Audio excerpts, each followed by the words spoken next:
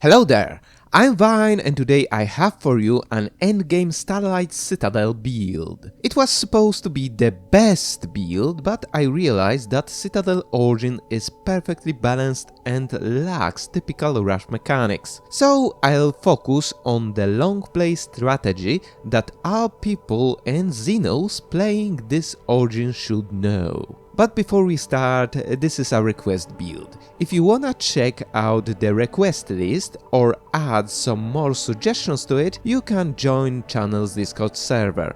The link is in the description below. Now, let's start with the Empire selection screen, because we have here literally two must-have options. One is the Starlit Citadel Origin for +1 deep space citadel system capacity and an access to a unique star system with abandoned hatchery. The other one is Natural Engineer's Trade to boost engineering research job efficiency, or any other trade or civic that improves engineering research income.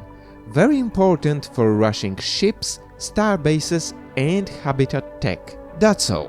The rest is completely optional, as in-game options are more important than the starting setup. You can copy my Research Rush build here, or the Dimensional Travelers one that Red Victor Forex came up with on the server, or just make your own mix. Full freedom here, as the Origin is kinda overbalanced and streamlines the speed of any starting mix. But before we jump into the game, we must set up the precursors to Zroni, as there is one key feature that greatly synergizes with Starlit Citadel. Also, a kinda nice option to play with the upcoming Shadows of the Shroud in mind.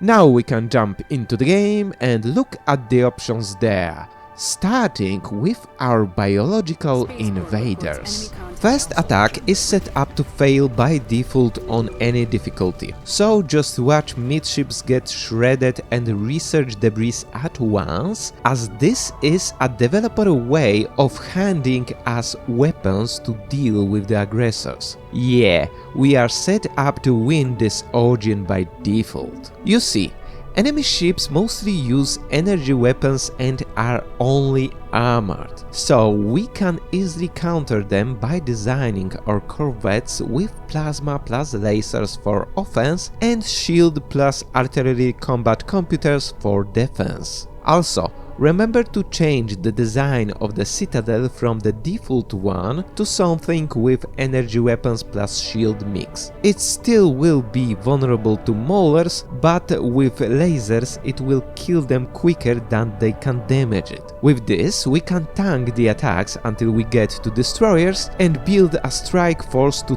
take the abandoned hatchery system. Now, from tradition trees we need to take Supremacy for all the bonuses, since they apply to all ships and defensive platforms alike. Unyielding, again for all the bonuses, since we are technically playing defensively here. Take both trees as soon as possible, as they are useful from the start and will be useful throughout the whole game for us. As for the ascension perks, take Eternal Vigilance for all defensive bonuses and +1 deep space citadel system capacity, taking our cap to 4 citadels per system. Voidborne, as we will be using and abusing habitats in our strategy. How? In Abandoned Hatchery system, alongside the planet there, we build a habitat. If you want some optimized design for it, I recommend checking out my previous video with Trade Fortress Habitat build. Then build the Citadel Uplink building on the habitat and planet alike. It provides jobs that improve starbase and defense stations tracking and range. And with 2 system colonies, we are technically doubling the bonuses here, unless the Paradox parts it out like they tend to do. Next, when building citadels in the system, we make 4 in 4 different corners with 4 different auras. Remember that at least one should have a range aura. We set them up as artillery points to create an oppressive kill box for all enemies that enter the system.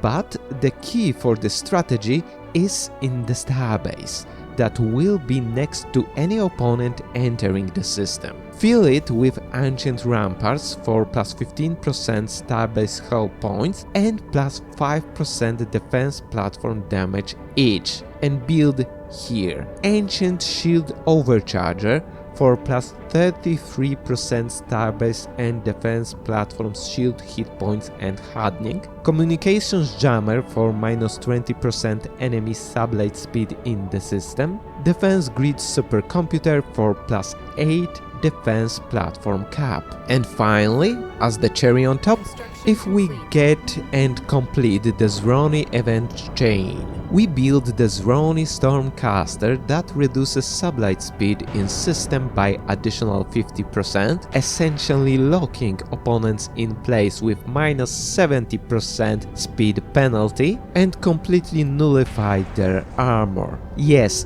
the armor that is meta and blocks some bypass weaponry, including the explosives. Now we can go kinetic plus explosive on our long-range platforms sitting around our citadels and our short-range platforms camping around the wormhole exit, completely countering anything that comes into the system, creating an endgame killbox for everything.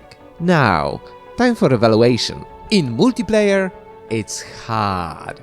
As I said, Starlit Citadel is an overly balanced origin that has no rush mechanics and gives a tactical advantage after the heavy investment. Not to mention that the Zroni precursor is very annoying to get and finish due to operating only on archaeological sites that spawn only on habitable planets that have no other special features. In single player, it's a perfect killbox. Ever wanted to make a space blender to buy Satana or any other crisis into? This is the perfect build for you. Not mentioning that the defensive principles are also usable for any other system. As for the roleplay, it's a universal strategy. As I said at the Empire selection screen, a lot of things here are optional. We can mix and match anything to create any empire we wanna. The only requirement is the Citadel origin and some engineering bonus. Beside this, we can play as anyone we want, from Blorg through Borg and ending on neo-medieval space potato wizards. Anyway, what do you think about this build? Write your opinion in the comments, remember to visit channel's Discord, and see you later!